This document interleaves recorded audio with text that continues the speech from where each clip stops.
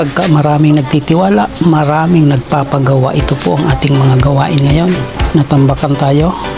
1, 2, 3, 4. So 4 po yung ating nakapilang gagawin.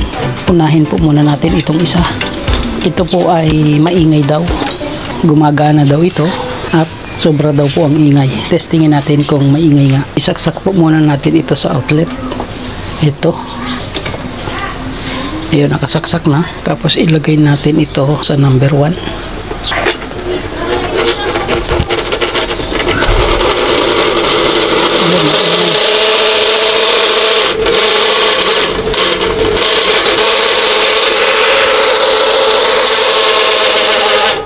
Ayun mga kariyan, narinig nyo. Sobrang maingay nga. So ang problema po pagka ganito maingay, posibleng nandito po yan sa bushing at saka shafting. Dalawang bushing saka yan shafting. Posible pong maluwag yan, kaya maingay siya pagka umiikot na. Ang gagawin po natin dyan, babaklasin po natin ito. Check upin natin kung sobra na ang gasgas ng shafting at saka bushing. Okay, baklasin po muna natin ito. Narinig nyo naman ang ingay, kaya kumpirmado na talagang maingay siyang umikot. Baka sakaling ganito ang sira ng electric pan na sobrang maingay. Tanggalin lang yung swing arm, ibalik yung screw. Tapos subukan natin naalugin ito, shafting. Ayan, naalog po. Yung alog na saksak bunot na ganun, normal po yun. Pero yung alog na kaliwa kanan, taas baba, dapat walang alog po yan. Pero dito po ay may alog siya. Yan, naririnig nyo. Maingay. Yan po ang posibleng dahilan. Ngayon, babaklasin ko lang po yung 4 na tornilyo sa bawat kanto para mabiyak lang yung motor. At habang binabaklas ko po ito ay maraming salamat pong muli sa lahat ng aking mga subscribers dyan. Lagi nakasubaybay. Lalo na sa masisipag mag-like and comment sa nakaraang latest video ko na walang iba kundi sina Sir Rome Ramirez, Joel Padilla-ong, Lorenzo Advincula Jr., Edgardo J.R. Dato ng Bataan, CK Trading, Dario Am, Jeffrey De La Cruz, Joe Films, Roberto Tibihares, Pias TV, Daniel Duaso, Bencio Bergunyo ng Cabanatuan, Santi Mabilangan, Partner Ron, Reynaldo Ludo ng Tondo, Enteng 63 TV Vlog. Sa lahat din po ng mga silent viewer, kahit hindi po kayo nagko-comment, ay maraming salamat din po sa inyong lahat. Okay, ayan, nabaklas na po natin. Madumi ang motor. Lagyan lang natin ang basahan dito para maitaob at hindi magasgasan yung windings. Bunutin natin itong rotor. Sa unahan ay may kunting gasgas at sa bandang likuran, ayan, kita nyo naman, nangitim. At yan po yung posibleng naging maluwag. Gasgas na gasgas po ito, malalim mo. Papalitan po natin ito ng shafting at saka bushing. Ayan. Dito muna tayo sa pagpalit ng shafting. Tanggalin lang po muna natin itong blower.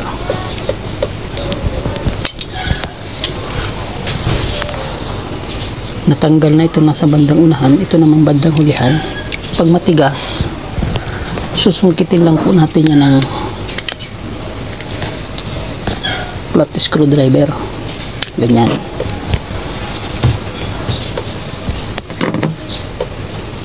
Ayan o. Sobrang nauka na siya. Kaya maingay na. Shafting at saka dalawang bushing po yung papalitan natin. Sa pagpalit ng shafting, ganito lang po. Lagyan lang po ng palatandaan kung sakaling kayo mga baguhan. Kita nyo yan. Lagyan ng masking tape para palatandaan kung hanggang saan ang pagkakabit ng rotor. Ayan. Napansin nyo yan, ganyan.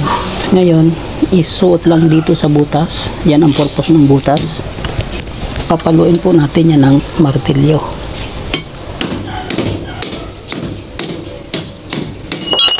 Yan, lalaglag na sa ilalim. Ito na po yung shafting. Ibaba lang ng ganyan yan. Pisilan ka ba dyan? Meron. Pabili. Sandali lang mga karyal at may customer tayo sa labas. Ganyan? Bahangin na rin.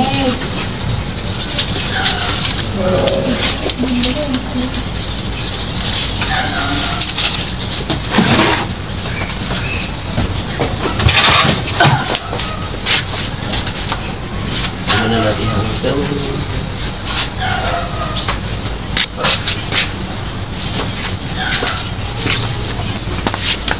Yan mga career, ganyan lang po ang pamumuhay ko dito sa shop. Nagre-repair, ayan, may customer na nagpapahangin dito, meron ding nagpapagupit. Singit-singit lang ng trabaho kung ano ang pwedeng gawin. Budget ang oras. Balik tayo dito habang naglalagay doon ng ano, mamaya na natin hanginan. Ito po yung bag. Ha? Ayun. Higpitin mo lang. Pwede. Naikot. Higpitin mo lang. Higpit yan.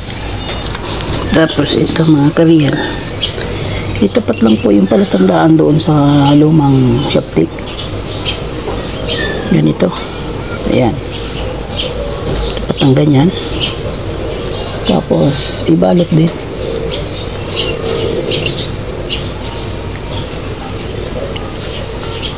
Ayan, napansin nyo na magkatapat na. Ngayon, ibalik lang ito dito. Ayaw. Pwede yan? Na ano kasi pag ginihilo ko. Persahin mo lang. Titigas din yan.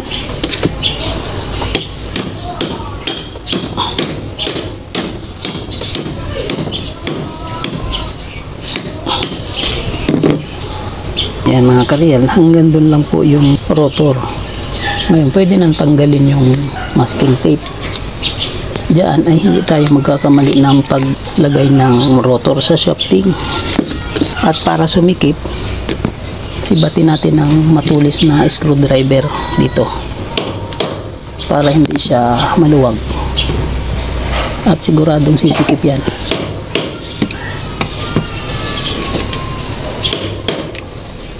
Pupukin lang yung apat na posisyon na yan.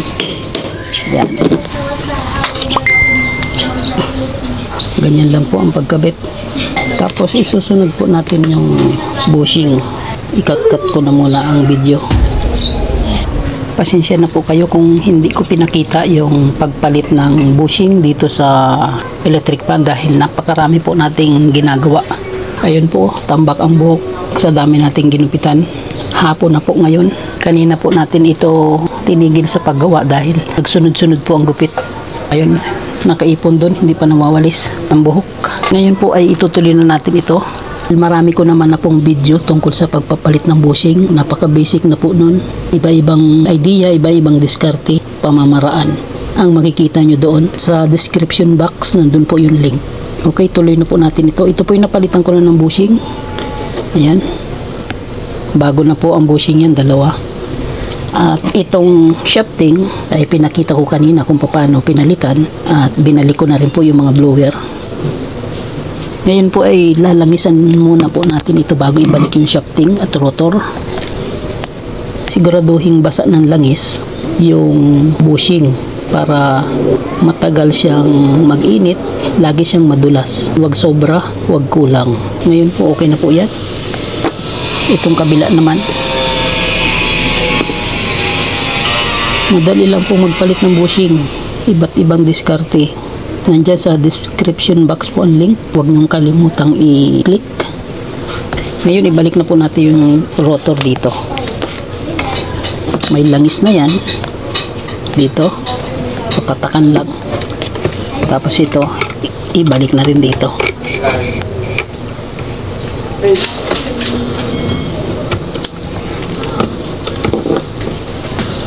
Tapos ibalik yung apat na tornilyo sa bawat kanto.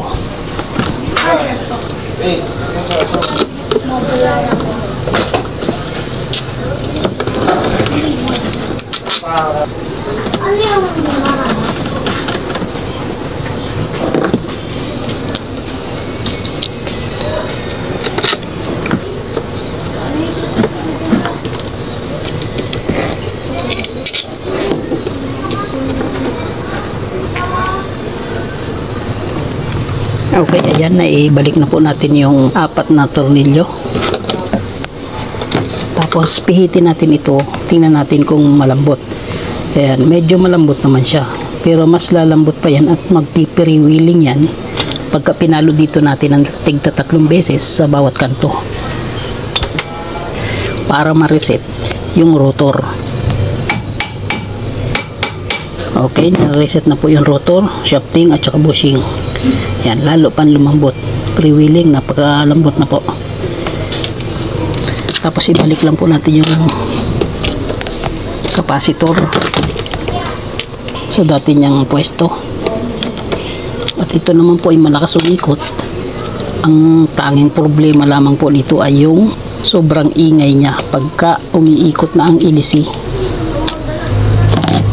Ibalik na rin po yung swing arm. Ang function po ng swing arm ay para mag-swing ito humarap sa kaliwa at sa kanan. O, ganyan lang po.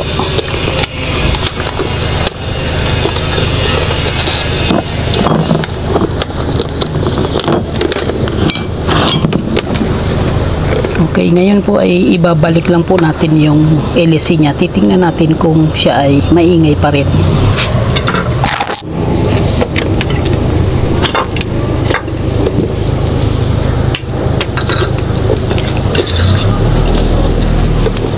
Ayan mga ka-real, pre-wheeling, napakalambot ng LC kung iikuti natin ang kamay.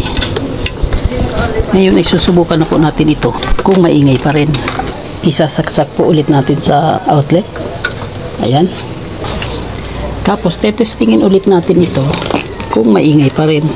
Pindutin natin ang number 1. Ayan. Hindi na po siya maingay. Ayan. At nagsiswing na rin. Good na po. Wala na pong maingay doon sa motor. Yun lamang po ang naging dahilan kaya nagiging sobrang ingay ng electric fan. Ang maluwag na shafting at bushing. Yan, tahimik na po. Normal na po ang lakas ng ikot niya at yung ilisi niya ay magandang umikot. Number 2 natin. Yan. Number 3. Yan, napakagandang umikot mga ka-real. Good na po yan. Okay, maraming salamat po. Ganun lang po ang solusyon sa mga electric pa na sobra ang iingay. Pagka ganun ang ingay, shafting at bushing palitan. Paki-like and share na lang po para malaman din ito ng iba. Paki-subscribe na rin kung bago lang kayo. Ito po ang aking munting channel. The real life, big S, real vlog. Expresses the reflections of a common worker, driver, technician, and a barber.